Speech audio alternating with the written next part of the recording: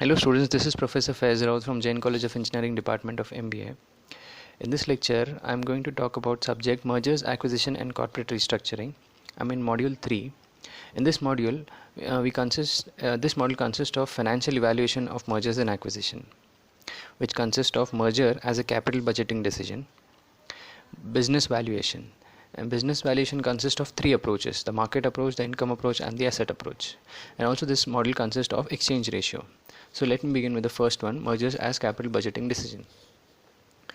A business is nothing more than a series of many capital budgeting decisions. Now what are capital budgeting decisions? Any decision to hire a new CEO, negotiate contract, maintaining efficient operations, hiring employees, reducing employees, shutting down a division, or selling a part of a division, or selling the entire company to another company, entering into mergers and acquisition arena. All these kinds of decisions are capital budgeting decisions, and it is the responsibility of a business to maximize shareholder value. So to maximize the shareholder value, all these capital budgeting decisions are being taken. Students, we are under mergers as a capital budgeting decision. So we are considering two companies here, one at least. So one company is called as a target company, another company is called as an acquiring company. So these are two companies. When these two companies are evaluating a merger decision, then they evaluate each other's resources by capital budgeting format, and hence after evaluation of this they come to a conclusion whether to get forward with this merging decision or not. To give you an example, when Walmart was trying to take over Flipkart, in this situation the target company was the Flipkart, which has been acquired by the acquiring company, which was Walmart. Okay, when this is happening, both the companies, the Walmart and the Flipkart, both the companies analyze the financials or evaluate each other's resources by capital budgeting format under this method. So there are steps to be followed under capital budgeting. First and a very important step is the analysis of financial statements. Financial statement analysis help the companies to analyze how much debts is there, what is the income statement, what are the profits in that, what are the expenses of the target company, and more importantly it is beneficial for the acquirer company rather than target company, because acquirer company is most interested in analyzing the financial statements of a company which it going to acquire, okay, which it is going to buy the company. So it analyzes the financial statements of the target company more properly. So it analyzes the financial statements of the target company efficiently. And the second step of capital budgeting is analysis of balance sheet, and third is analysis of cash flow statements. So all these steps, these are the three major steps to be followed under capital budgeting format. Decision of a merger.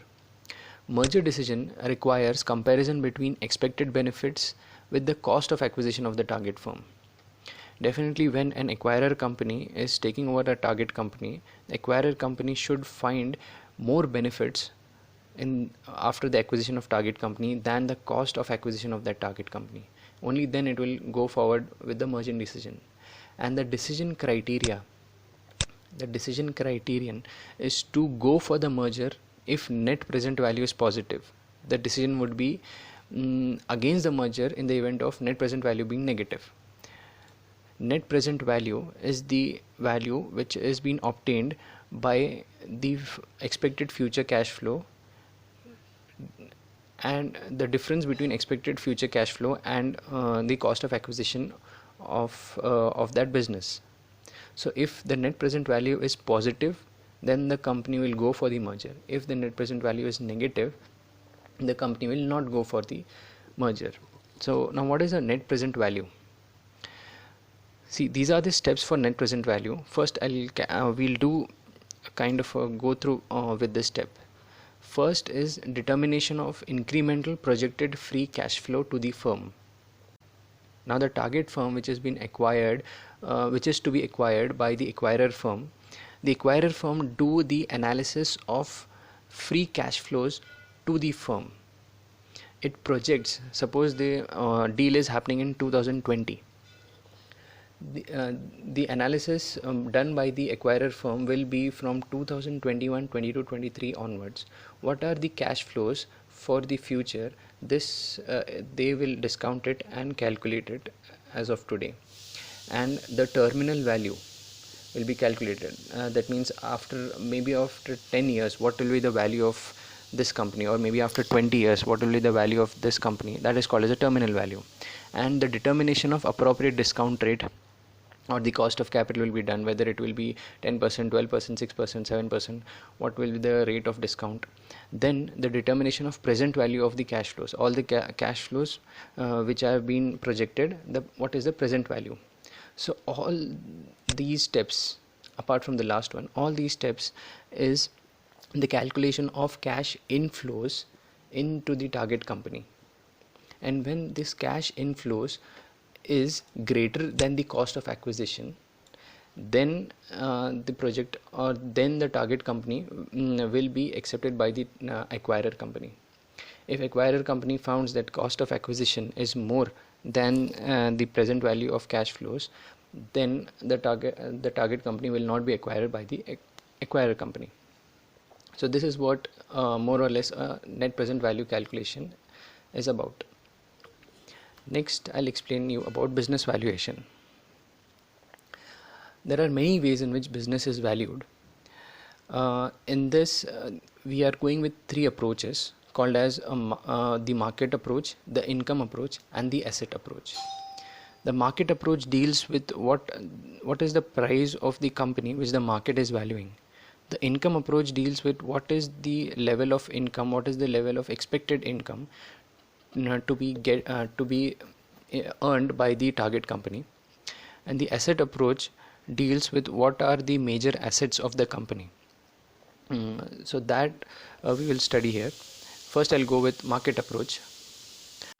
It goes, the fair market value company can be estimated based on the prices investors are paying for the stocks of similar company. Now, if I am valuing, for example, TCS, then the comparable company with TCS will be Infosys, because one of the reason is TCS and Infosys both are in IT and ITES sector, both are information technology sector. Both the companies share price are more or less very near. TCS is somewhere around 2000, Infosys somewhere around 1000, and TCS is the number one company and Infosys is maybe number 2 or 3 company. So these two companies can be compared, and the stock prices of TCS will be used for the valuation of the fair market value of the company. This is done in two methods. First is dividend paying capacity method and guideline merged and acquired company method.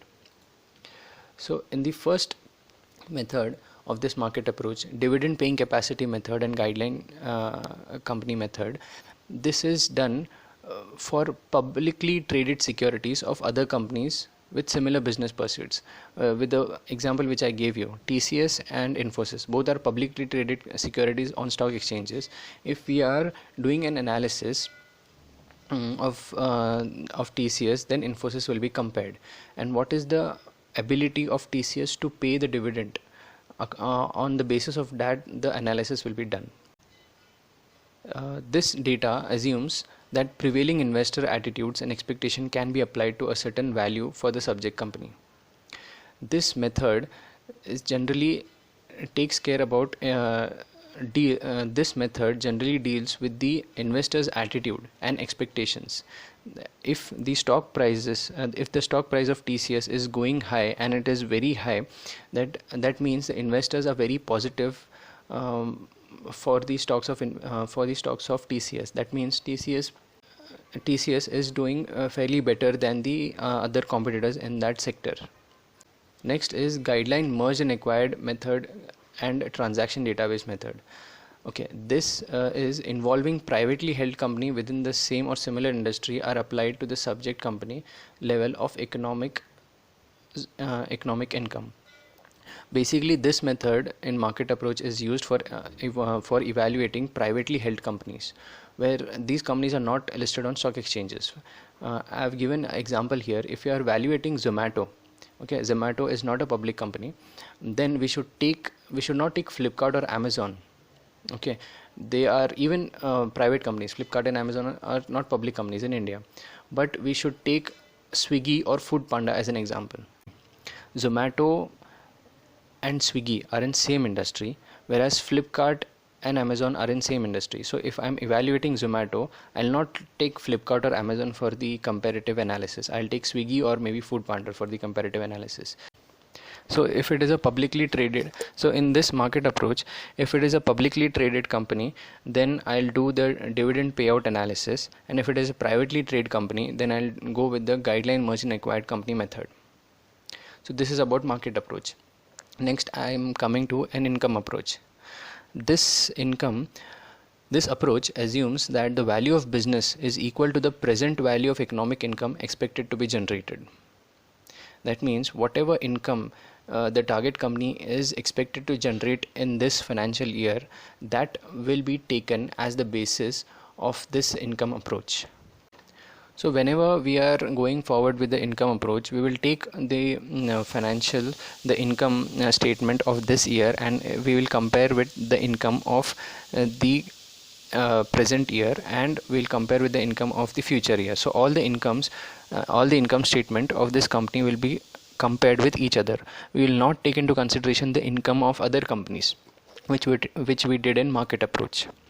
This method, under this approach, there are three methods: capitalization of excess income, capitalized economic income method, and discounted cash flow method. With the first one,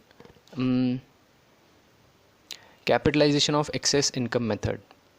The basis of this method is that total value of closely held business is the sum of the net assets and value of its intangible assets. The company's value may be determined on both these adjusted book value as well as its earning capacity. So basically, in this method, the net assets, the intangible assets are taken into consideration, which will form the total value of a company, and this value of the company may also be determined using adjusted book value and its earning capacity. What is the capacity of company to earn its income in this financial year? That will be taken as the basis when we are doing capitalization of excess income method. Second is capitalized economic income method. Now this method is used for small to medium sized companies, and this method assumes a company's historical results are expected to grow in future with a relatively stable growth. So in this method, we are not focusing more on growth, we are focusing more on stability of the company, whether the day-to-day operations of the company are streamlined, whether this company is doing business in a stable way. In this method, we are not focusing on whether the growth of this company is very high or very low. We have taken a company which has relatively stable growth, but its historical results are expected to continue in the near future. Whereas in the previous one, we were more concerned about the value of the company and the expected earnings. Here we are more concerned about the stability of the company. Next is about discounted cash flow method. This discounted cash flow method, in this we determine the expected future cash flows, determine the terminal value, determine the appropriate discount rate, and determine the present value of future cash flows. So these steps are very much similar to the net present value which we discussed a few slides back. The difference between net present value and discounted cash flow is, in discounted cash flow we don't take into account what is the cost of acquisition. We just discount the inflow of the cash to the company, and we discount those cash flows and find out the present value of those cash flows.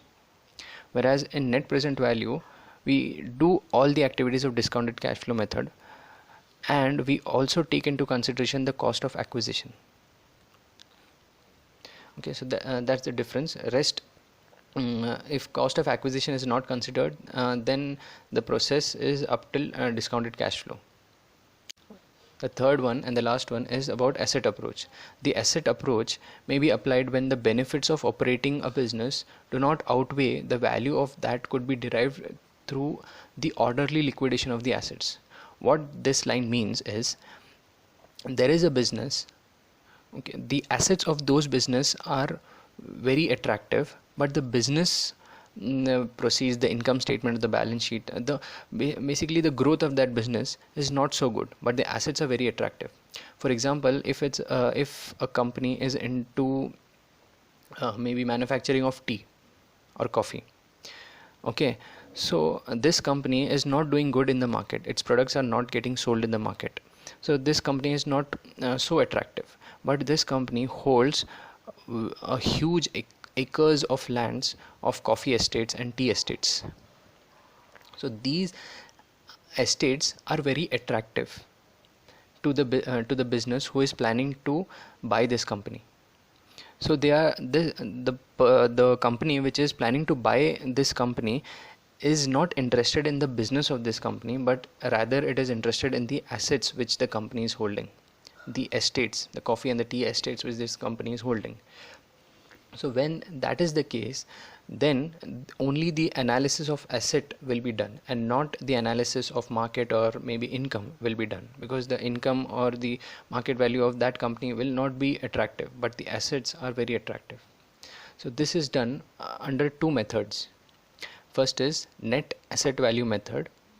Second is adjusted net book value method. The first one, net asset value method. The net asset value method is based on businesses' assets less existing liabilities, the sale of real estate investment holding companies and certain natural resources companies. The net asset value method is based on businesses' assets less existing liabilities.